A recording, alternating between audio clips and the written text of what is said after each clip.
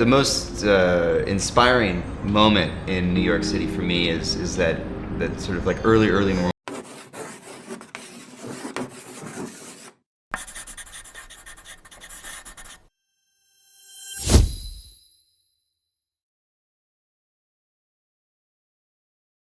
About, you know, the relationship that one builds with particular friends.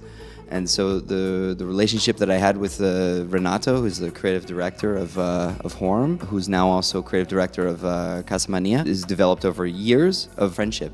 We began conversation about a particular design, which is here today. What I wanted to express to him was essentially, I wanted to try to create a piece of furniture that really got back to the basics. You know, that was really a pure expression of form and structure, and that was it. So that's really where the conversation started.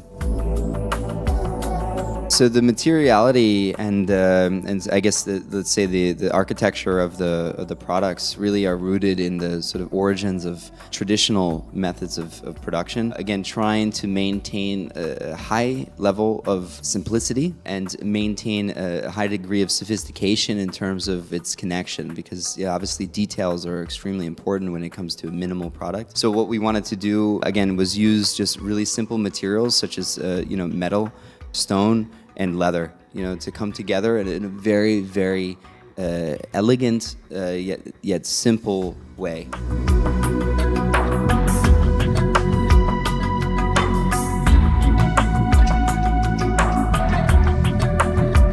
I think in order to improve someone's daily life through product or furniture is really specific to the person. In this particular instance, the product is very humble, and it's very quiet in its design, which allows the details to come through. It's specific to a certain type of person that communicates something that is more direct and honest. Each product with the company is unique, and so I think that is also sort of special in terms of how they work, particularly with designers, is to allow a certain degree of expression, you know, which is why I think that the relationship between Horm and Casa Mania is actually really unique. Hi! This is my first time here in Corning at Glass Lab, and we're here to make a carafe and a bud vase. So we are working on a carafe, which is designed for Vanini, the manufacturer in Italy. Paolo Vanini is my great uncle, started the company.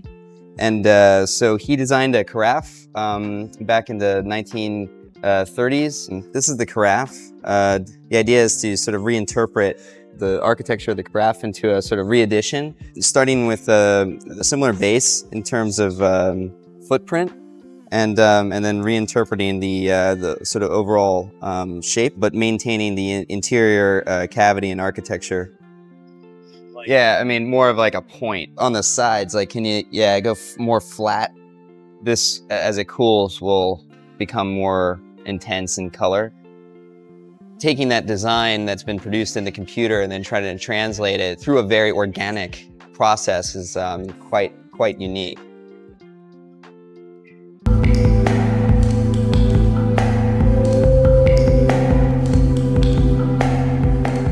Marc Thorpe, and this is active and passive for Alcantara. The concept behind the piece is to create two zones, an active and passive zone, that also reflect a particular condition in New York City. For me, this was Central Park. So it's a bit of a small building or a small piece of architecture. We use the material Alcantara to create sort of a tactile, because of the tactile nature of it and the sort of degree of softness, created a nice feeling for the sort of tranquility element of it. But at the same time, there's a certain degree of soundproofing that happens with the material. And so the idea was that we could have this act as a sound barrier for the sort of more passive zone or the tranquility zone. So today we're producing the bud vases, different sizes. And exploring the sort of opacity and color. Essentially, there's sort of 3 individual vases, all designed to host just one single flower. So we'll be able to sort of bang a lot of these out today. Yesterday we produced a clear prototype, and today we're going to work on the colored versions.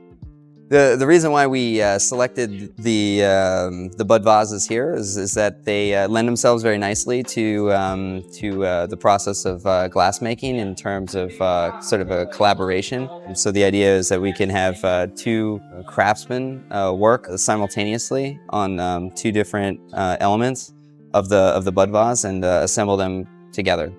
You spend a lot of time as a designer sort of looking at glass product and sort of questioning in a very deep way how that is produced. And a lot of those answers actually were provided in the 2 days here at Corning. Did I have fun? Absolutely. This has been absolutely one of the most amazing experiences of my career as a designer. I just look forward to coming back again and doing more. Actually, I think I'm going to sleep underneath the platform here tonight and then trick them in the morning and be like, here again? I think American design is similar to the idea of where America came from, which is again sort of just an idea, you know, an idea of diversity and sort of unification of that diversity. So so you're actually free to explore, you know, various avenues. You know, there's not necessarily one. It's really a collection of a whole. At this moment, we're really sort of launching into a new way, you know, of working, you know, a new aesthetic, you know, new ideas that are you know starting to come about, and companies like Bernhardt Design, companies like Coalesce, Council.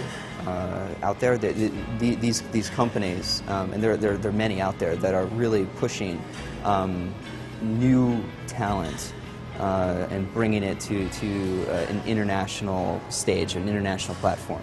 Yeah. Why is it that, you know, the great designers seem to end up doing their best work for the office space instead of the home space? You know, also is the creator of dreams, of products that inspire the entire world.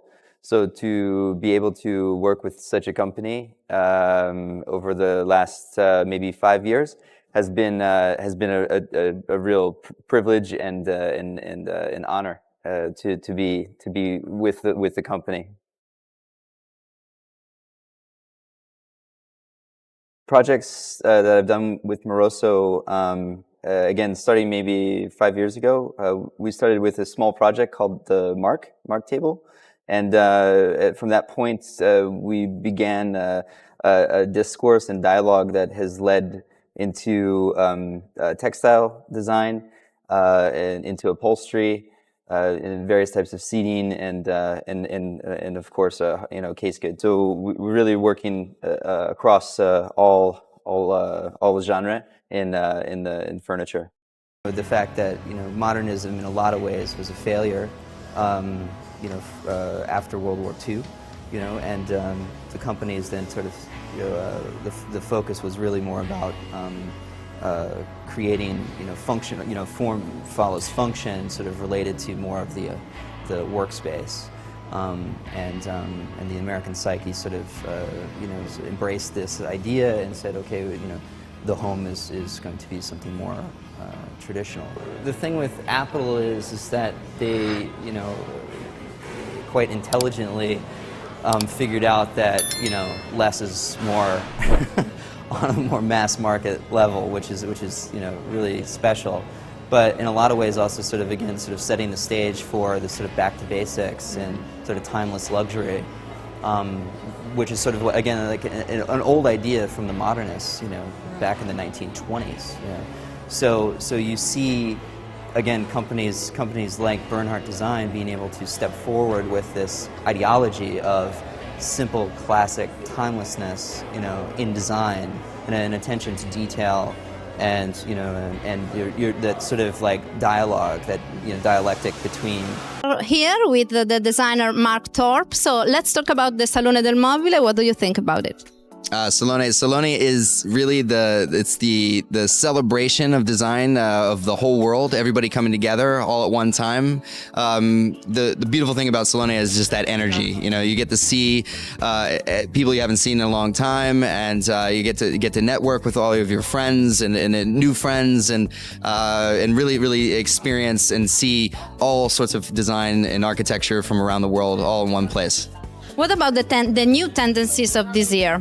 What do you think about it? Well, you know, it's interesting because I actually just got here, so I haven't really been able to get around to see everything that's happening. But like from what I tend to understand is that things are becoming way more diverse, you know, way more synthesized, you know, where everybody's starting to really come together, more of an expression of diversity, sort of bringing in various cultures and integrating them into the product lines, bringing more stories to the products. So those are a few of the things that I've noticed over time.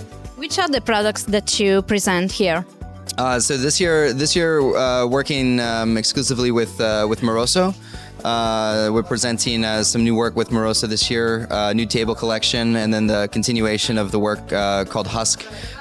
We've finalized the pieces this year, so they're all being presented. We also have work with a collection of Mafrique, which is based out of Dakar, Senegal. So manufacturing and working with hand craftsmanship in Africa. Let's talk now about the Franke blog. Which is your relationship with cooking? My relationship with cooking, right? Well, it actually, where do we begin? It starts with my mother, right? It all began years ago with my mom, with the Italian mom at home, like making the pasta cooking is a sort of a wonderful release. You know, if you make the time to spend time in the kitchen, it's actually a luxury. It's actually one of those few things that we have today, since we're all so busy running around and we kind of live in the world of the soundbite where things are just so instant. And if you can make time to spend time in the kitchen and you know, cook for yourself or cook for your friends or your family, that's one of the most beautiful things about cooking for me. So in the Franke blog we can see a video that was taken in your house. That was not my house. I would have liked it to have been my house. That was a multi-million-dollar condo in New York City, which we all would die to have. Beautiful apartment, and thank you for the lovely couple that offered that up. But that actually took place, in New York City in Brooklyn, overlooking the Manhattan skyline. It was actually a really a beautiful shoot with working with Icon and all them. It was awesome. You told America is not a style, America is an idea. Yes, did I say that? Yeah, I guess I did say that. In America, I don't feel as though there's a particular sort of style per se. It's actually more of like a cohesion of ideas that we're less about one sort of uniform direction in terms of thinking and design, but it's really more about diversity and the celebration of diversity and having different things happen at different times with different people. The design of the Leica camera, mainly because it's so pure. For me, it's really the purest essence of what a camera should be. When I first started off as a designer, the first thing I did was I went out and bought a Leica. From that moment on, and also at the same time studying industrial design and architecture, began to start to gravitate with photography and architecture and design directly to the company Leica. So in automotive design, a really successful car or motorcycle is that pure synthesis between the machine and the driver. And that's something that I've found is the connection with the new Leica TL2, is this pure synthesis of... And with form and material and structure, you know, and they kind of like stand on their own, you know, and they sort of have this presence. And what is it you're launching here in Milan this week? Ironically, a table. So you gave it a good plug. Yeah. So it was all worked out. You know, we designed a collection of tables for Bernhardt Design, the Global Edition, Part 2. And of course, in America, like the rest of the world, the recession. The economy is there's a lot of talk about it, and I think a lot of interest this week a lot of eyes on Milan as to see what will happen, Sure. How the mood will change, so on and so on. What do you think is going to happen this week? Do you think we're going to see that? I've always found it fascinating. If you look back in history, you say, okay, we've gone through recession, we've gone through depressions internationally, and sort of what comes out of that has always been sort of like very abrupt response, or so you send these. It sort of fosters, this fresh ideas, So I'm hoping, that we see, something maybe new, something that's really interesting, that maybe really starts to focus in on, how to use, the economic condition, that the companies are in right now towards its advantage, to create something that's fresh. I'm going to put you on the spot here. Yeah, please do. That's why I'm here. Yeah. I'm sitting in this chair for that. How do you justify adding more stuff to the world? I think it gets back to maybe the intention of the designer and the manufacturer. So whether it might be a sort of maybe a political statement or some sort of social statement, or maybe it's an environmental statement through the use of some sort of new organic green material. There is definitely justification for adding new products to the world. On that note, we're out of time. Okay. So thank you, Marc. I'm sure we could get into a much longer conversation, I'll which see you of in New course I York. would love to do. Maybe we continue the conversation in life. But thank you for coming, and please enjoy the rest of your week, you. and good luck with your launches. Thank you very much. Thank you. My name is Marc Thorpe. I'm an architect and designer based in New York City. I have a multidisciplinary practice. We focus on everything from architecture to product design and branding. So the project that I am working on currently right now with Moroso is a project called Husk. It's the chair I'm sitting in now. The project originated with the concept of essentially the corn, the corn fields, and the husk of the corn itself. The idea was to try to translate the architecture of the husk of the corn into a product that is recognizable and useful. The beginnings of the project originated with an upholstery collection that would hold you and support you. The evolution of the project took us ultimately to Senegal, to Dakar, to begin to work with the project in Africa called, the collection is called Mafrique. And so within Mafrique, we were able to begin to start to explore the same concepts that were part of the original project for the upholstery collection in Dakar, Senegal. And so we traveled to Senegal to work there for a period of time to develop the architecture and the structure of the chairs, and work with the craftsmen to develop also the system of how we would create the cladding itself, or the skin.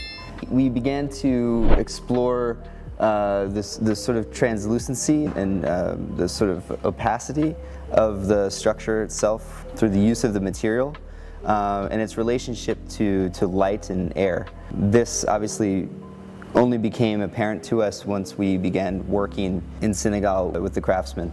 The end result is a product that communicates the properties of you find in architecture, essentially engaging the senses.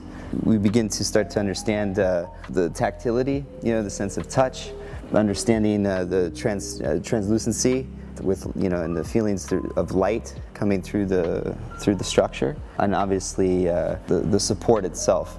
Engaging inside. So this has been the project that we were currently working on, and hopefully many more. Today I'm gonna take you behind the scenes on a shoot that I did recently. So this is a portrait session, classic black and white. I shot with Marc Thorpe. He's an architect and industrial designer based in New York City. So let's take a look.